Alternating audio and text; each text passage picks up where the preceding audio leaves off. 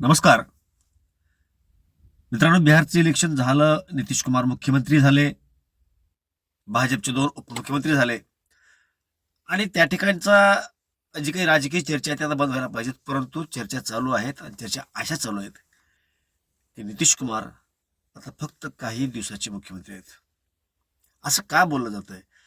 तर नितीश कुमार यांना मुख्यमंत्री पद दिलं, एवढं एक पद सोडलं तर अख्खा बिहार भाजपच्या हातामध्ये आहे. म्हणजे सत्तेमधले जे महत्वाचे पॉईंट आहेत, महत्वाचे खाते आहेत, महत्वाचे विभाग आहेत, ते सर्व भाजपने घेतलेले आहेत. फक्त मुख्यमंत्री पद तेवढं नितीश कुमार यांच्याकडे आहे.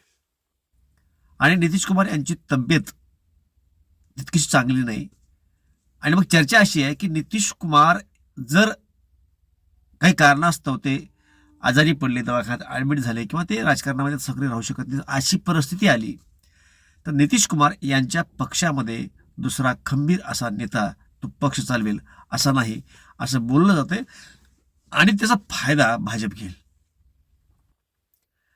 आता या चर्चा एका बाजूला असताना दुसऱ्या बाजूला असंही म्हणलं जातंय की नितीश कुमार हे MIMच्या जे काही 6 आमदार आहेत त्यांच्या संपर्कामध्ये आहेत. MIM मधून ते डायरेक्ट आपल्या पक्षामध्ये त्याला सामील कसं करून घेता येईल हा त्यांचा प्रयत्न चालू आहे. त्याचबरोबरीनं काँग्रेसचे जे काही 6 आमदार आहेत त्यांनाही आपल्या पक्षामध्ये कसं घेता येईल.